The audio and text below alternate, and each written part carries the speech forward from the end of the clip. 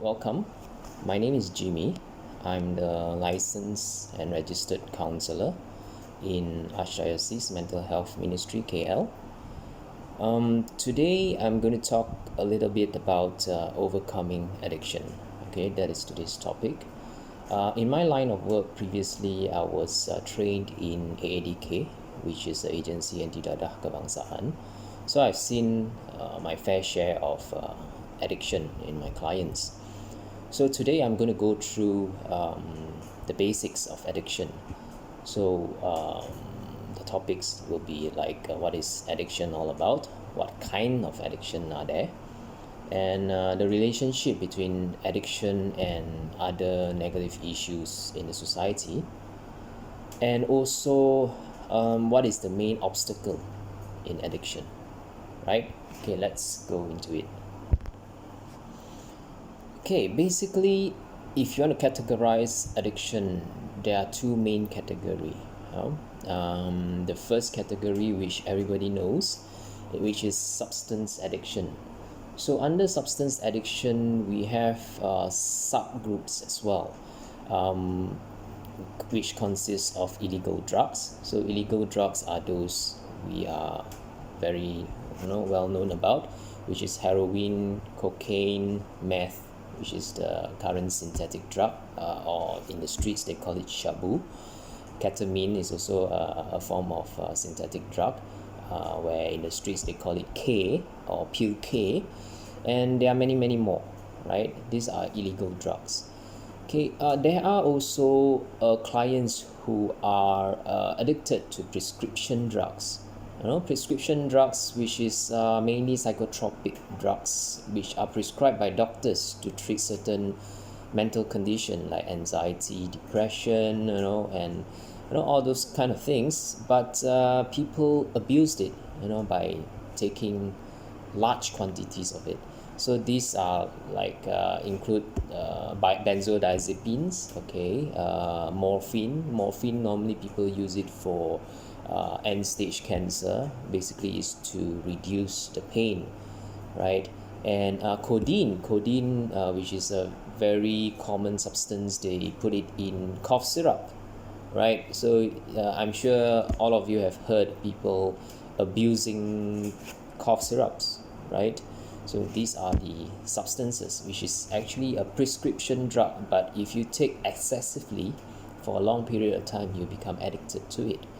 Right, another form of addiction, which is mainly cultural, I guess in our context, in Chinese ethnics and Indian ethnics, we consume alcohol, right? Yeah, so excessive consuming of alcohol and long term of excessive consuming alcohol, it will cause alcoholism, which is addicted to alcohol, right? Tobacco is another substance, smoking, right? And nowadays there are other so-called legal substance, but it is misused, right? This legal substance, they are legal, it is sold in the shops, and but the main purpose of these substances are used for industrial purposes.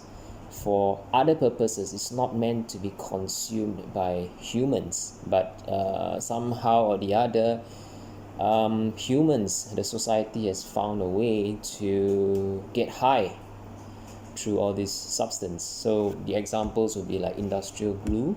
You have heard teenagers sniffing glue, right?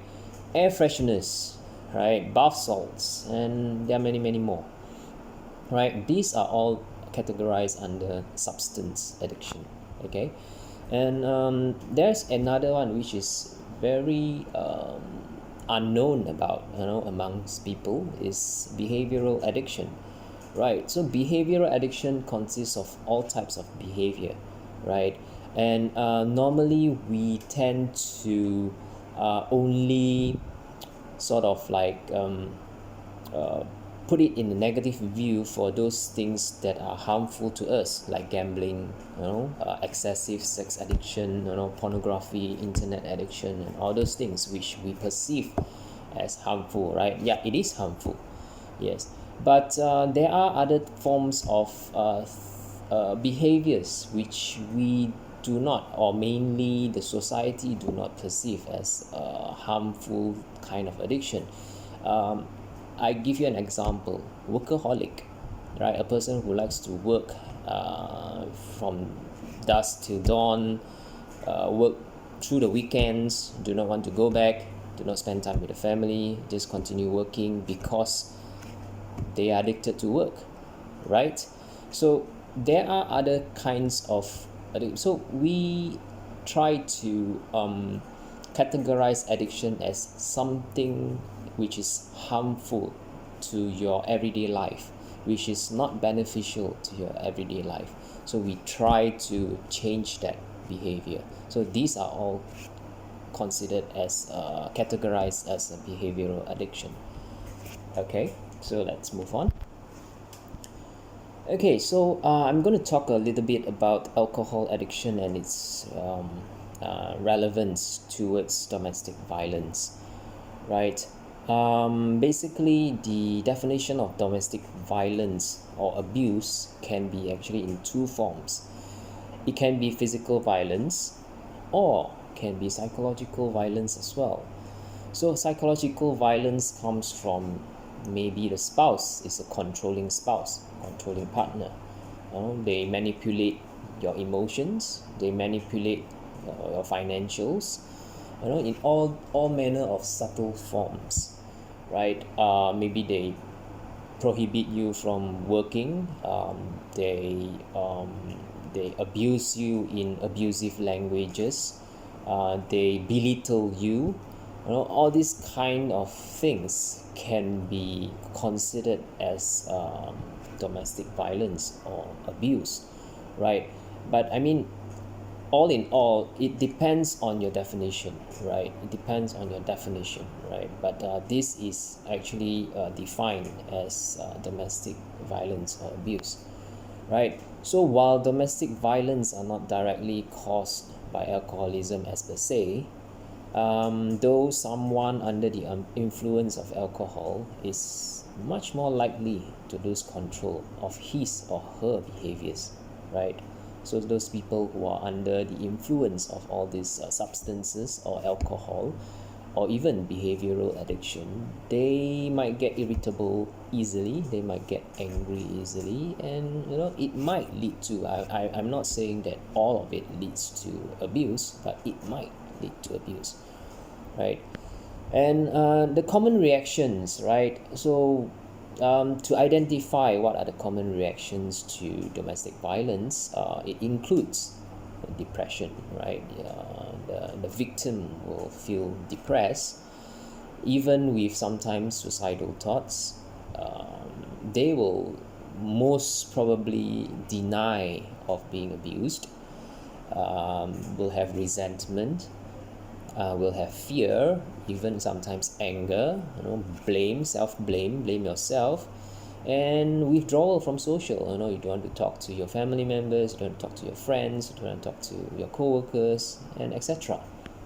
Right, so these are the form of domestic violence and the common reaction that associated to it. Okay, so why do people stay in abusive relationship? Right, there are mainly four reasons, categorized as four reasons. The first one is actually fear. Basically, fear from the threats from the abuser, right? I give you a few examples here, like the abuser will tend to threaten you. If you leave me, I will kill myself.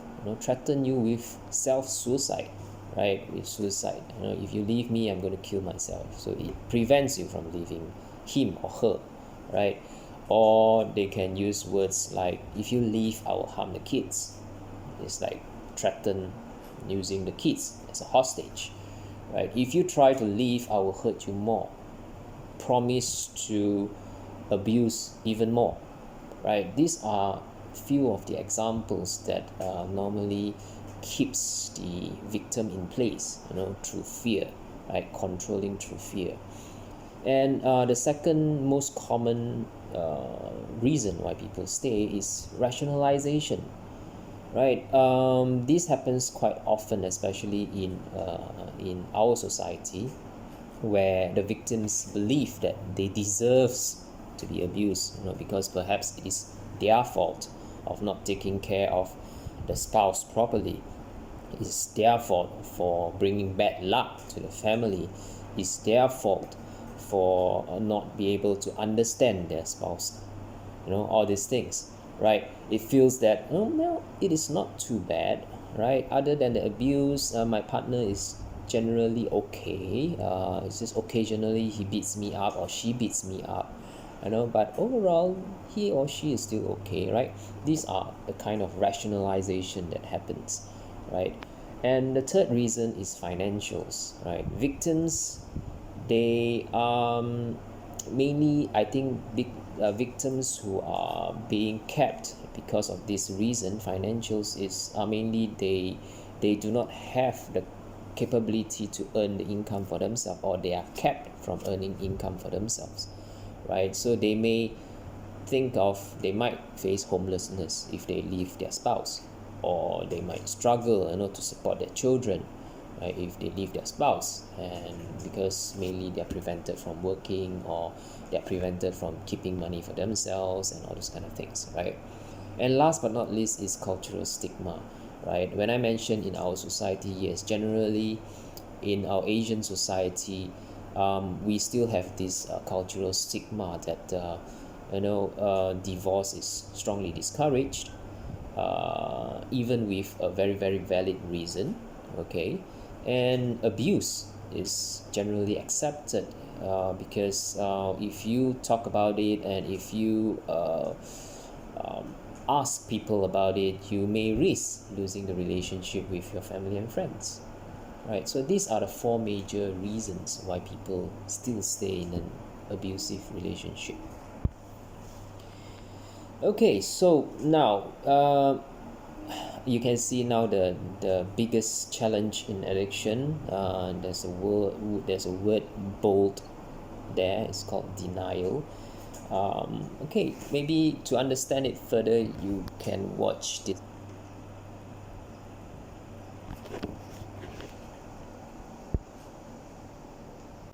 There's no such thing as a dragon. Billy Bixby was rather surprised when he woke up one morning and found a dragon in his room. It was a small dragon, about the size of a kitten. The dragon wagged its tail happily when Billy patted its head. Billy went downstairs to tell his mother. "There's no such thing as a dragon," said Billy's mother, and she said it like she meant it. Billy went back to his room and began to dress. The dragon came close to Billy and wagged its tail, but Billy didn't pat it.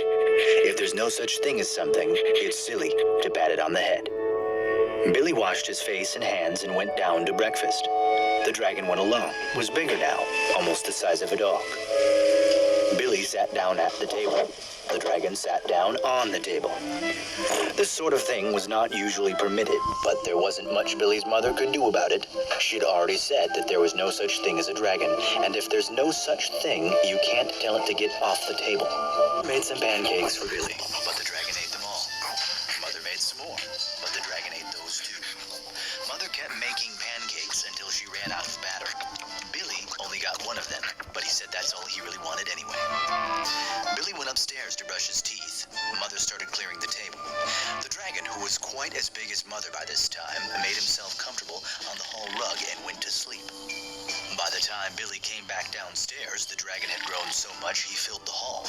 Billy had to go around by way of the living room to get to where his mother was. "I didn't know dragons grew so fast," said Billy. "There's no such thing as a dragon," said his mother firmly.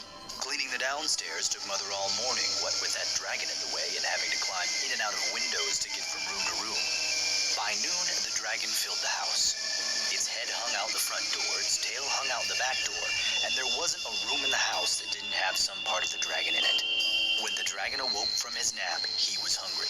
A bakery truck went by. The smell of fresh bread was more than the dragon could resist. The dragon ran down the street after the bakery truck.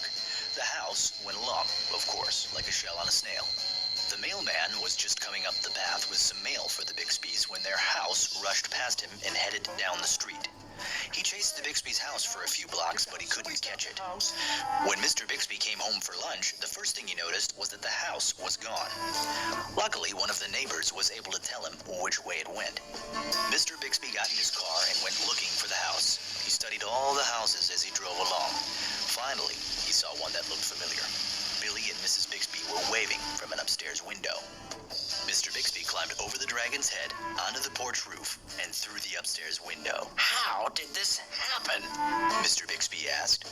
It was the dragon. Said Billy. There's no such thing as... Mother started to say.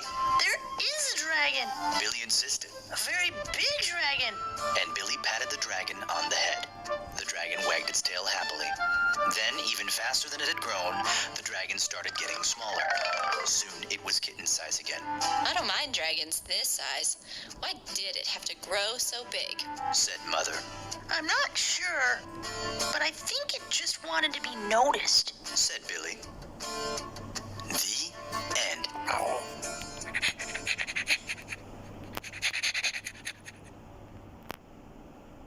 There's no such thing as a dragon. So anybody can let me know what is the dragon actually. Right? The dragon actually is the issue, right? And the issue here we are talking about is addiction, right? So the biggest challenge in addiction is this, denial, right? So the more you deny the problem that you're having, which is addiction, the more it's going to grow.